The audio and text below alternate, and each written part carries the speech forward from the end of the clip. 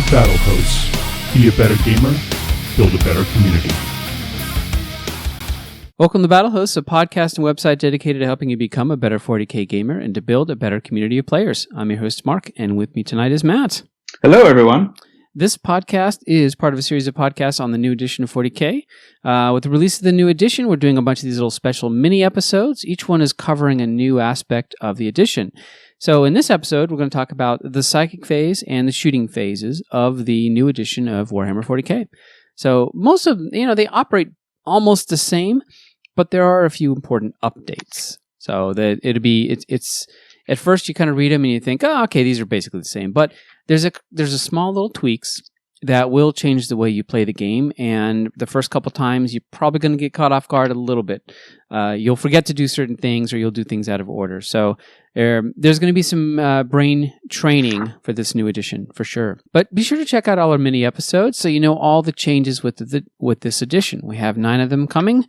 We are just about the halfway mark, and we got a bunch more. And the last one should be released on that Saturday when the edition is actually out, and you can purchase it for yourselves. Psychic phase.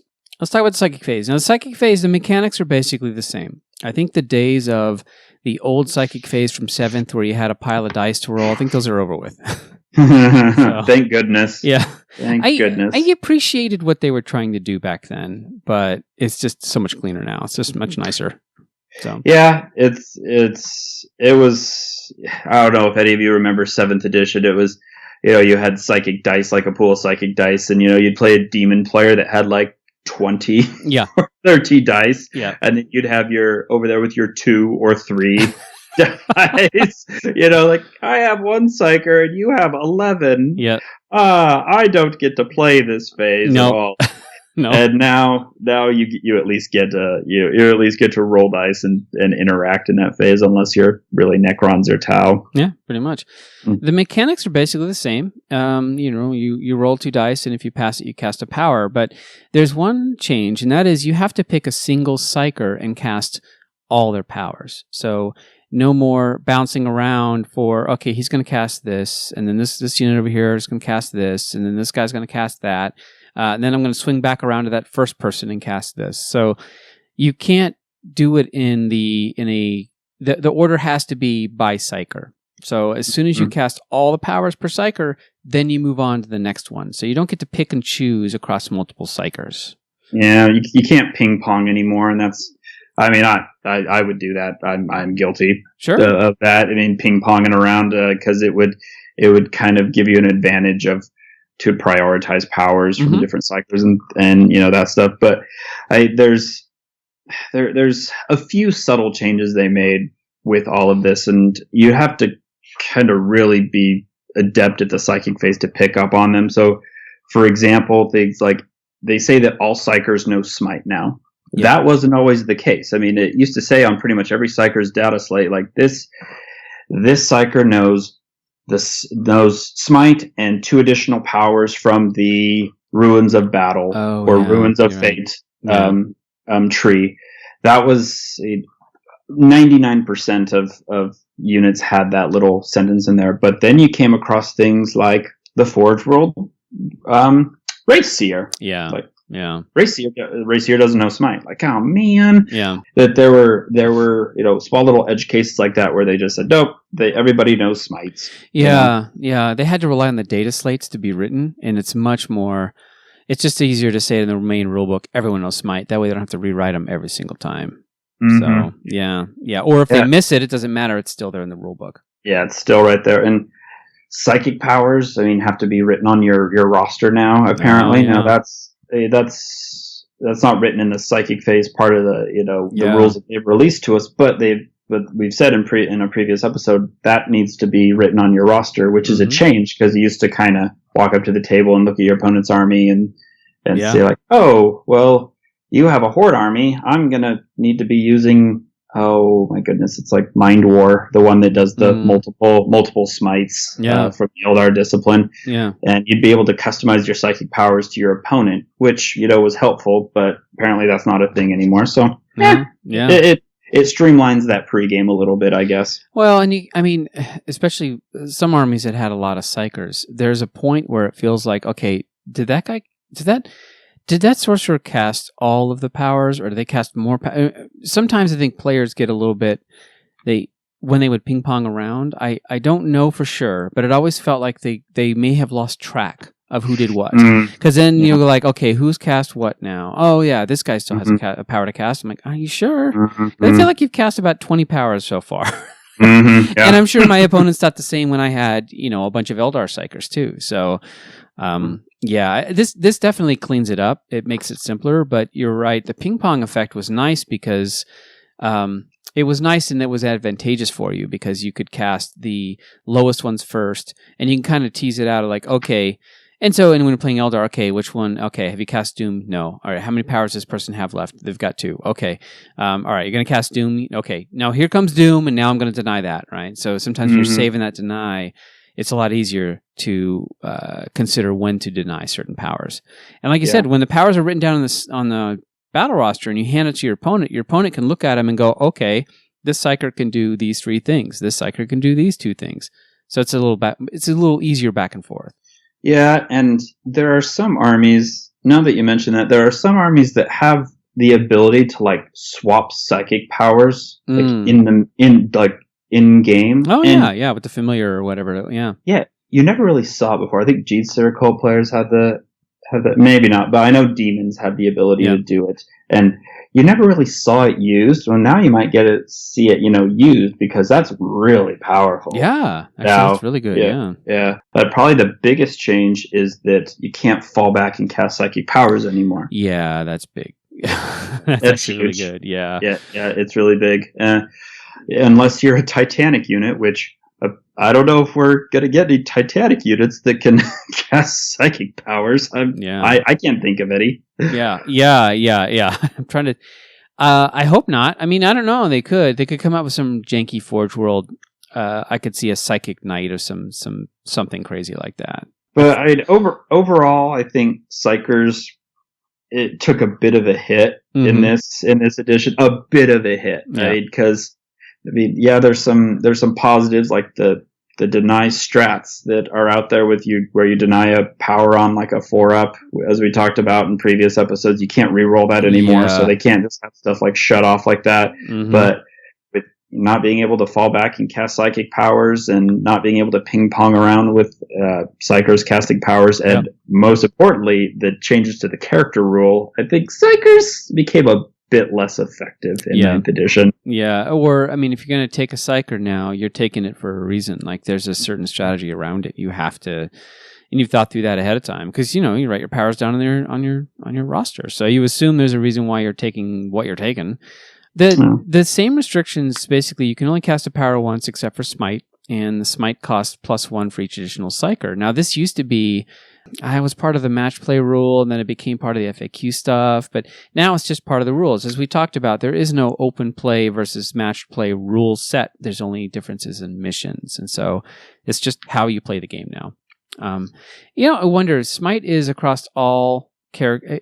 It'd be interesting if they ever came out with more generic psychic powers. Like, I think Age of Sigmar has Mystic Shield as well. I think that might just be it's rife for having it go wrong. Like, if you had more generic powers, some would benefit more than others, I imagine. Yeah, I agree with you. It could become kind of a balance issue.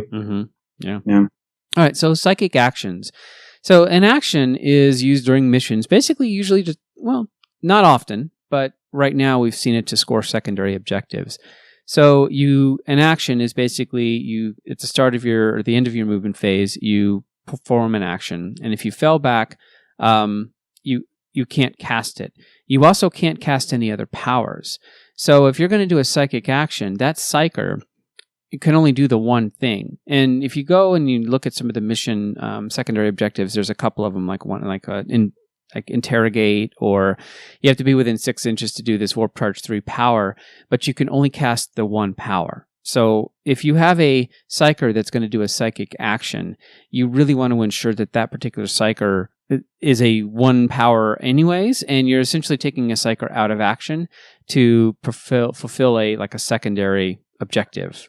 So psychic actions are basically just like casting a power. It's got a low casting value, but it can be denied, and you can perils, and basically, but you can't fall back to cast it, and you can't cast any other powers. it's interesting that they're adding, these psychic actions to the whole thing. As we talked about last episode, they're really putting a spin on the whole concept of what we've known as Warhammer missions of score points by standing somewhere or killing something. Performing these psychic actions is, one more thing to kind of add to that tally, which is super interesting. But say like, hey, you can't cast psychic powers if you want to do this action. It is definitely a cost benefit thing, because every army has some psychic powers that are just really, really good, and you are sacrificing the usage of that power for to maybe score a point. So, yeah, it's kind of like, if you're doing a normal action, you're giving up the ability to shoot or fight, unless you were charged. So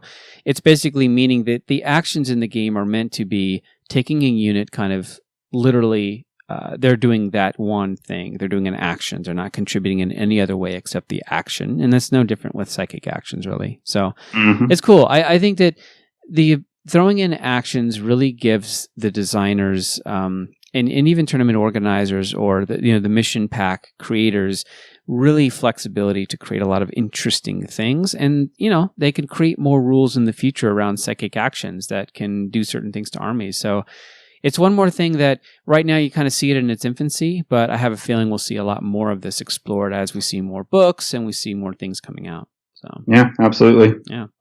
All right, so that's the psychic phase. Let's go into shooting. So the shooting is the same mechanics, which is good. The math hammer is unchanged. 7th to 8th edition did change the way the sort of the math works, but now that they did not change the mechanics. So you roll to hit, you roll to wound, and then you save, and then you do an ignore wound save or roll. So it's still, you have a fixed ballistic skill.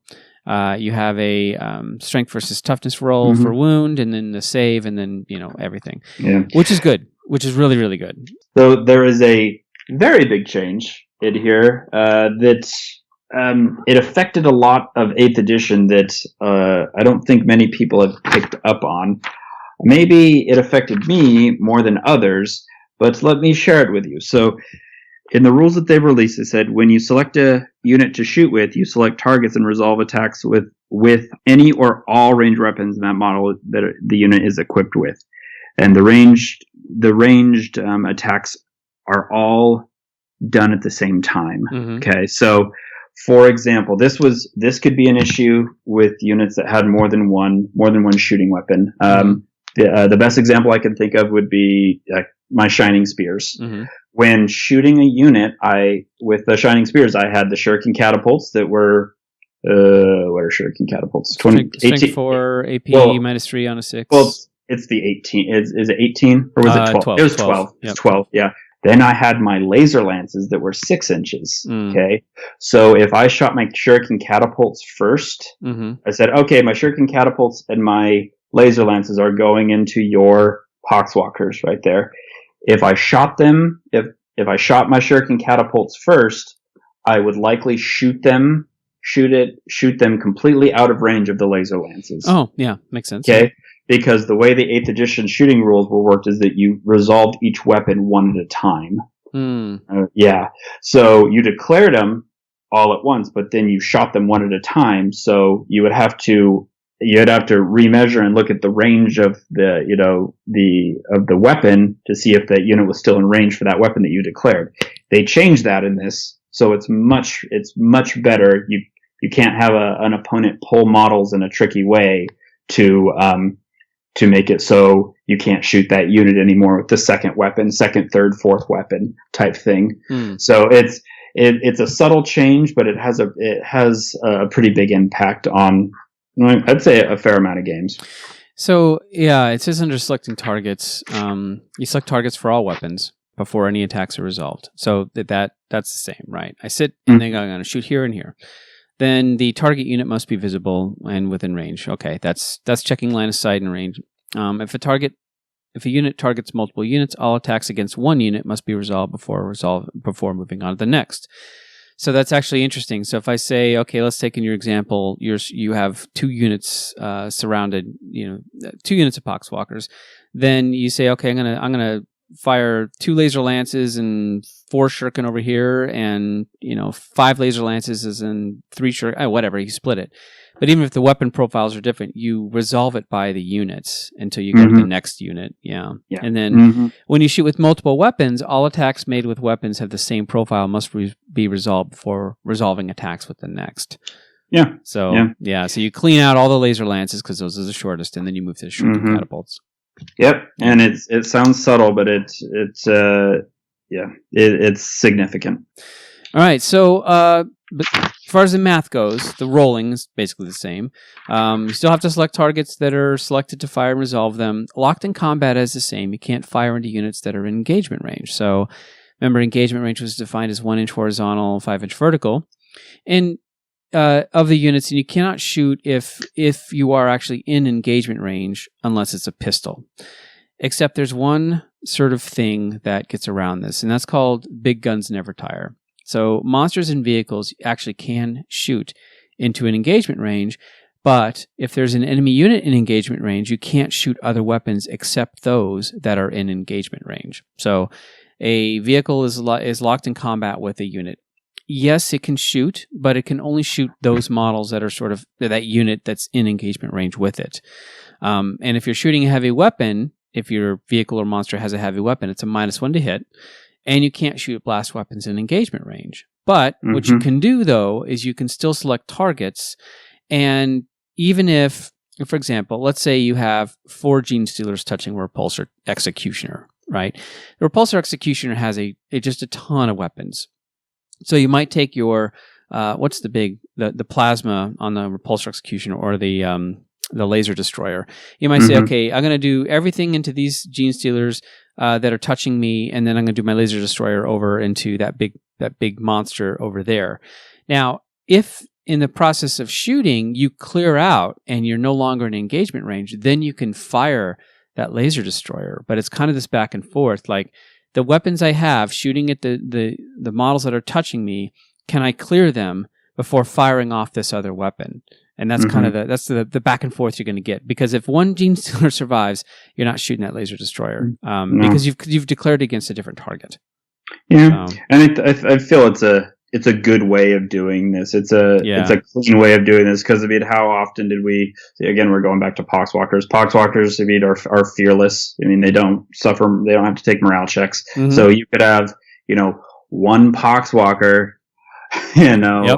touching a Land Raider, or one Poxwalker touching a vehicle that doesn't have fly or a non-Titanic unit, and that one Poxwalker would, literally be sticking his finger in the barrel of that gun, of that tank, and like, sorry, you do not get to fire. It just made no sense, and it made vehicles so much less playable in 8th edition. And I feel this is a healthy beat up, especially because you can't fire blast weapons into engagement range. Yeah, which makes sense. It totally makes sense. Yeah.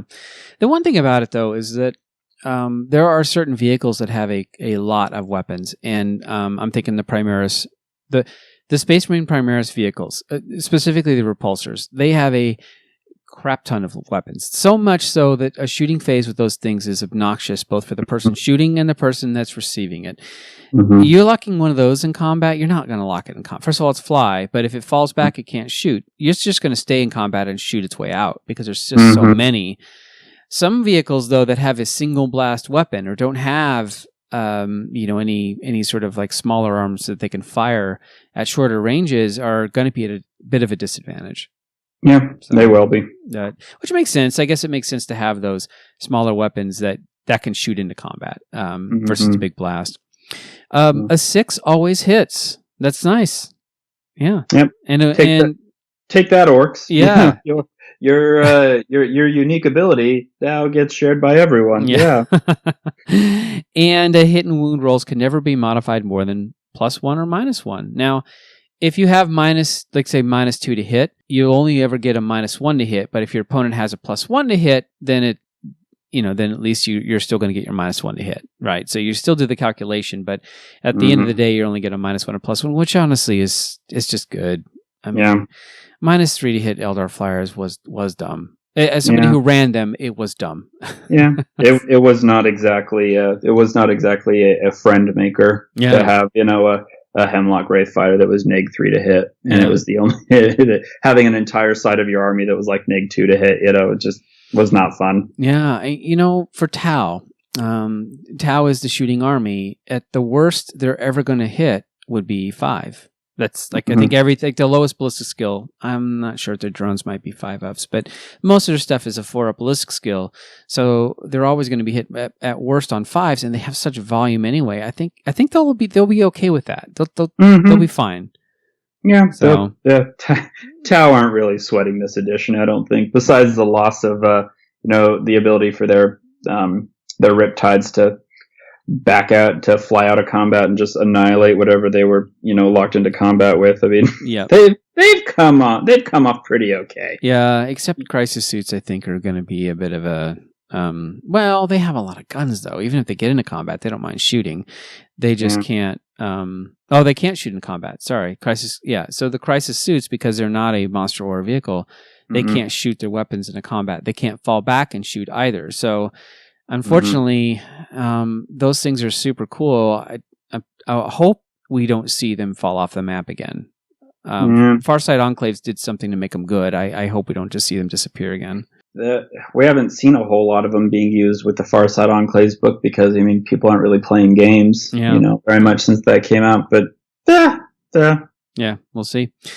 The heavy weapons have changed, so now only infantry suffer the -1 to hit, which is so much better. It never made sense that an Eldar Grav tank was rolling around a -1 because it moved, right? Or even a guard tank, anything. So the only thing that suffers the -1 for heavy weapons and moving is an infantry unit. Yeah. So I like this change a lot.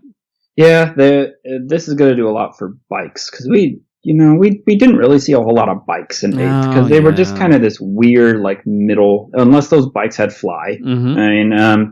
They were just kind of in this weird middle ground to where they were, like, they suffered a lot. They weren't easy to hide and cover. They suffered movement penalties, and they were a little bit tougher, but not super tough, and you didn't really see them, but hopefully this kind of helps bring them out.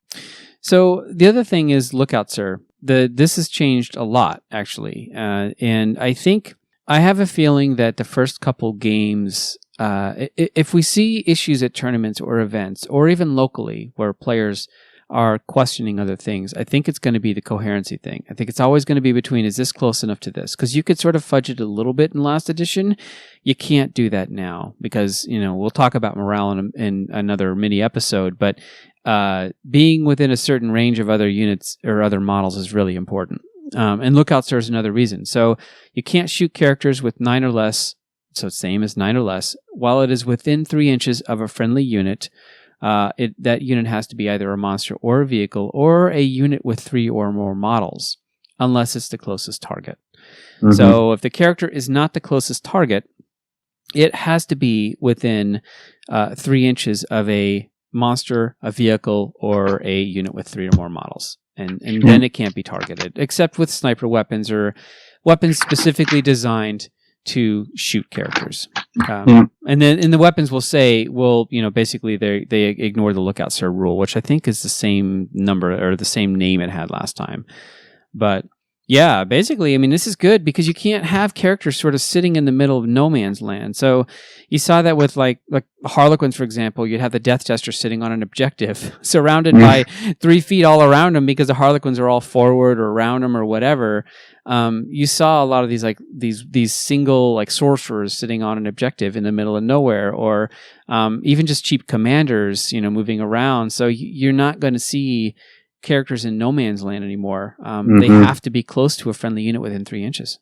Yeah, and you might be asking yourself, well, what does that mean for Chaplain Dreadnoughts and Ravenwing Talon Masters? They are both a character and a vehicle. They're always within 3 inches of themselves, aren't they? So are they immune to this? The answer is we don't know. So I think that's gonna have to be an FAQ when this thing first comes out, because that is a little bit of a hole in this thing. Yeah, there's some questions around it. I think the intent, of course, is that they still count because they are a vehicle, right? But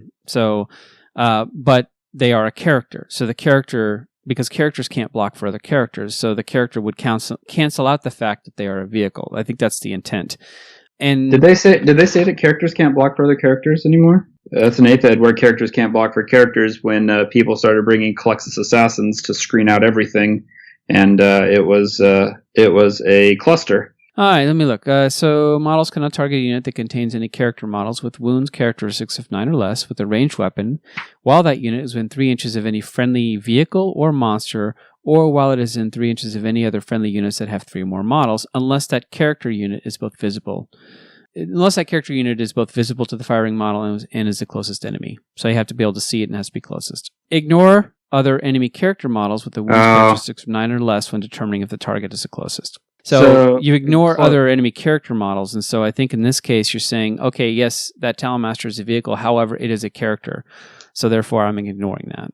But it says ignore other enemy character models with the wounds characteristics of 9 or less when determining if the target is the closest enemy unit to the firing model. Yeah, yeah. So in that case, I think they probably want to have a little bit of a cleanup with that, because you're right. A Chaplain Dread or any character that is both a vehicle or a monster, you kind of go, well, wait a minute, but it looks like if you had 2 Ravenwing Talon Masters hanging out next to each other, we'll assume that they didn't mean to say that a Ravenwing Talon Master that's both a character and a vehicle is okay, because he's a Ravenwing Talon Master is always within 3 inches of himself. I'm sorry. Wherever you go, there you are. Okay, but let's say that wherever, if 2 Ravenwing Talon Masters are hanging out together and they're within 3 inches of each other, and there's, let's say, a scout squad halfway up the board,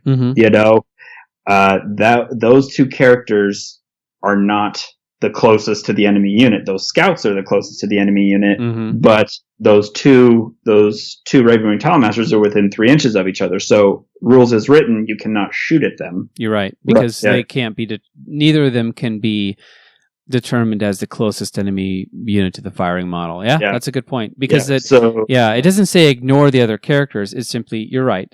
As a point of clarification, you're right. It is essentially saying is it just doesn't matter which one. You can't make one closer than the other, essentially. Yeah, yeah. That's a good point. Yep. So I imagine they'll clean up some of this, because it needs some attention. Mm-hmm.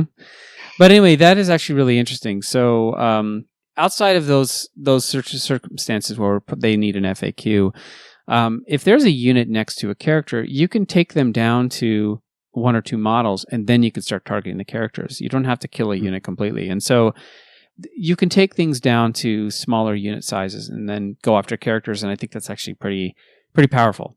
Blast weapons. Now, blast weapons, I think that this was one of the big rules leaks they were really proud of to talk about blast weapons.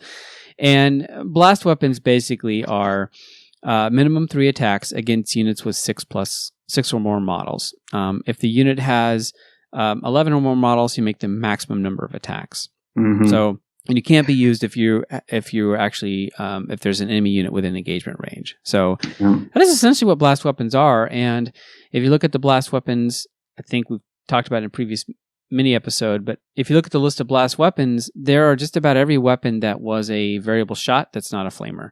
Mm-hmm. So all the stuff that had D6 or whatever is now kind of changed to blast. Well, that's really it for the changes. Ignoring wounds. Here's one more last one. Ignoring wounds can only be used. You can only use one rule.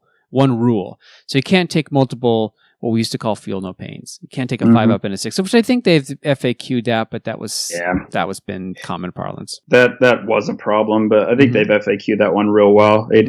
One change to add one more. One more that is pretty significant is the way they do wound allocation now.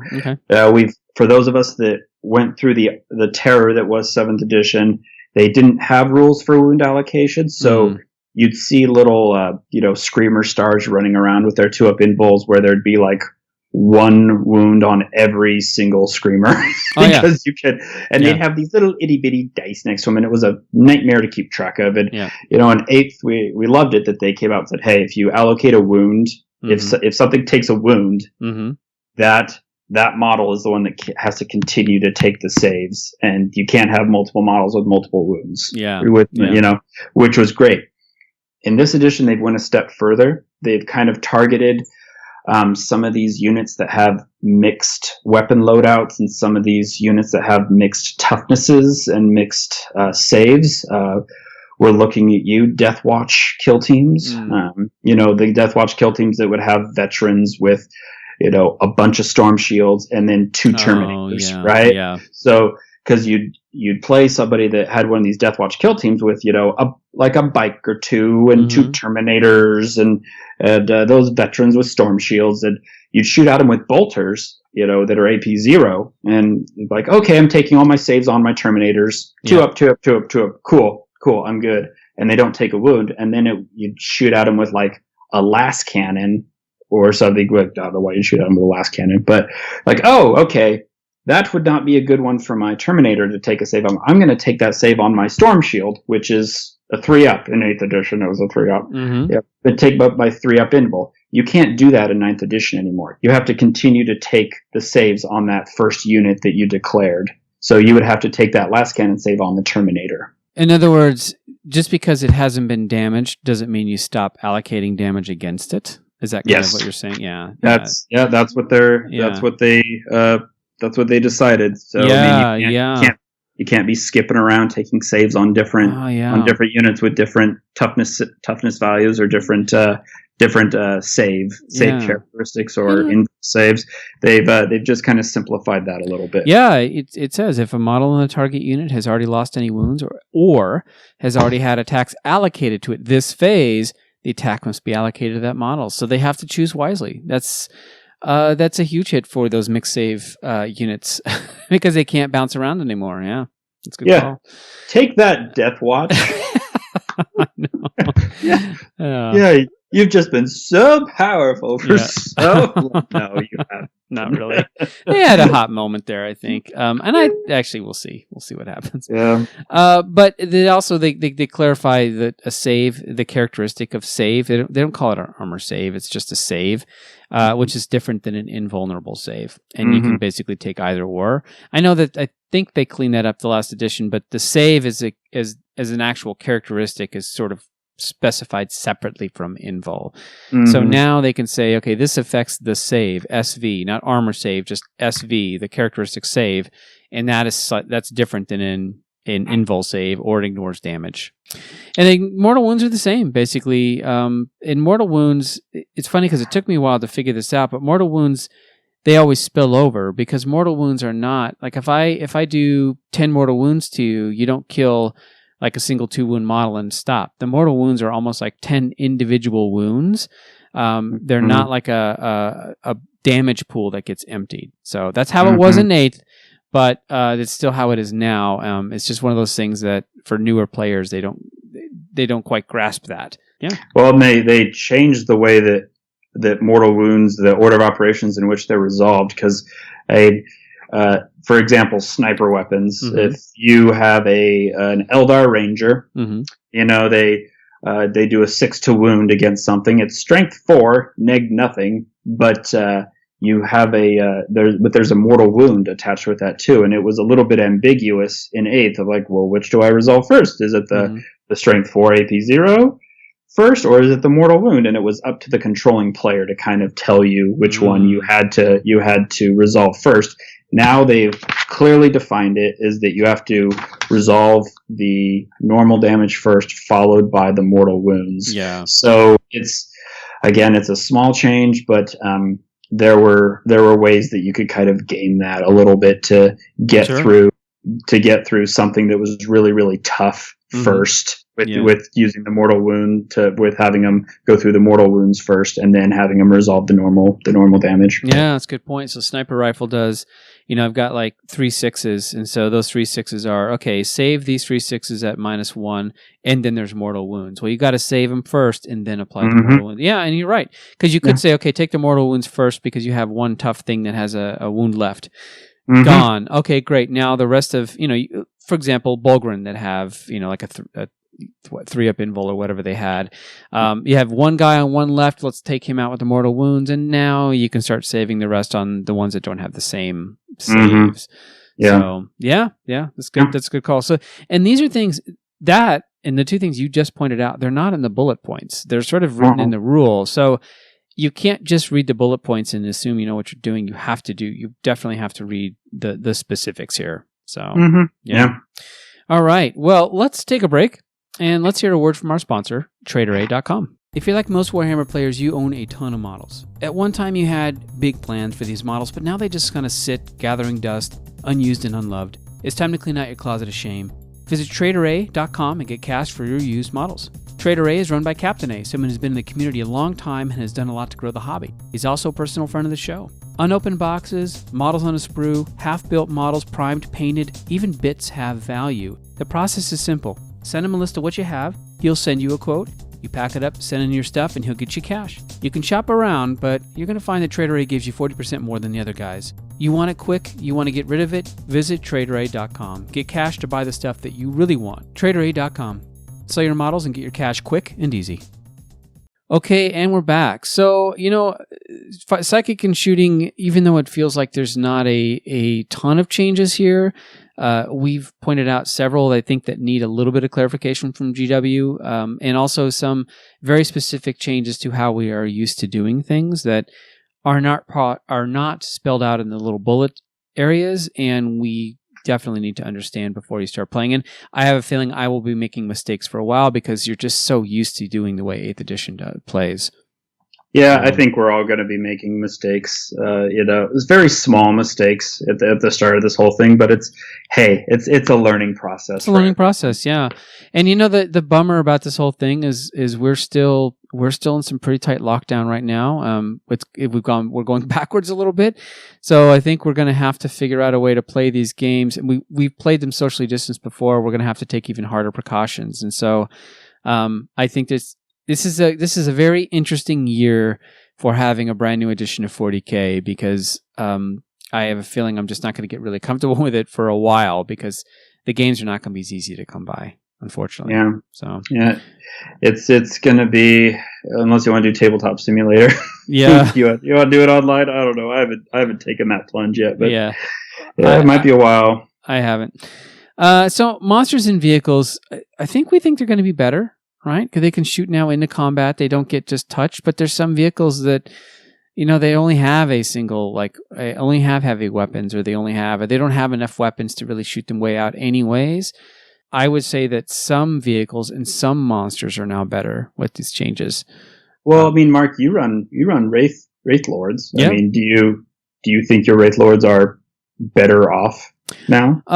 Well, it's funny. I think that they could do more, but they're not shooting their way out of a combat of with 10, I don't know, demonettes or something. I mean, because they have 2 heavy weapons on the shoulders. They have 2 shuriken catapults. And then of course they have their melee attack. So they might clear themselves out a turn earlier, maybe, depending on what they're stuck in combat with. But if they're stuck in combat with plague bearers or really obnoxious things that have lots of saves or minuses to hit, even because it's, even though it's only going to be -1, I suppose. Yeah, I don't know. I think a repulsor doesn't care. They in fact, they probably would be running into combat to shoot into combat and just keep going. I mean, if we see repulsors anywhere, they're going to be Ultramarines repulsors, and by that point they really don't care because Ultramarines can fall out of combat and still shoot. Yeah, so I don't think they'll care. But does this shift the needle for you? If instead of taking shuriken catapults, you'll take maybe a couple flamers on them instead? Yeah, that's actually very true. And if the flamer cost is not that bad, I'm thinking to myself, those flamers are interesting now. Yeah, flamers look interesting. We're seeing. Yeah. And I think the blast weapons on Horde armies, I think that it will have an impact because blast is a lot more prevalent than I even thought. Because I thought blast would be limited to very guard-ish types of weapons, the indirect fire, but blast is in a lot of places. Oh yeah, I mean even orc shock attack guns got the blast rule, and that means the souped up shock attack gun got blast, which means it's 2d6 instead of d6. And oh man, it's blast. I think alone is going to be a huge nail in Horde's coffin. Yeah, I think so. Because I agree with you that when we saw that list of blast weapons. You were surprised. Yep.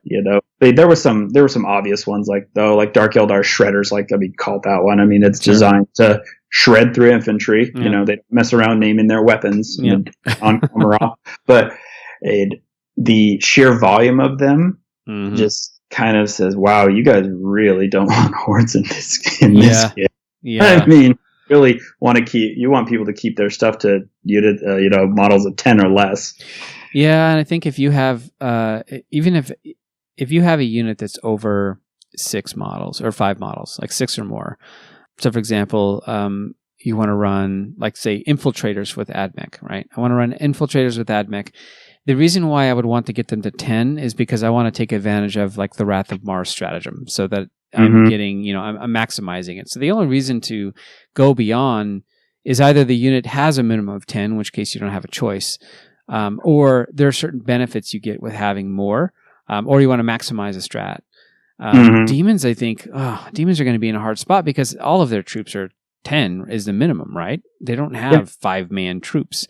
So every single one of them is going to be at least 10, and then oftentimes they're sort of encouraged to take more. Well, unless you want to take all Nurglings, units of 3. Which is not a horrible idea, honestly. No, it's not.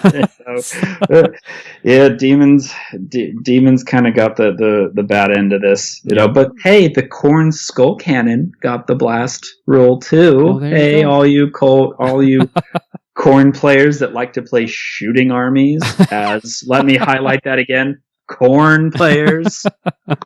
Yeah. Demons, they just need to bring back the Demonkin stuff. They just need to do that again. We'll see. All right. Well, anyways, before we go too far off the rails here, let's close out this mini episode. Thank you so much for listening to our show. We love to hear from our listeners, so please feel free to message us on Facebook or email us at thebattlehosts@gmail.com. If you'd like to support us, you can help us in a few different ways. You can tell your friends about us. You can like us on Facebook. You can subscribe to us on YouTube, and you can leave a review on iTunes, which does help to boost our listening audience. Finally, you can support us on Patreon at patreon.com/thebattlehosts. For as little as $1 a month, you can help us with the cost of running the show and staying engaged with the 40K community. So, thanks for listening to the Battlehosts. Remember to be a better gamer and build a better community. Good night.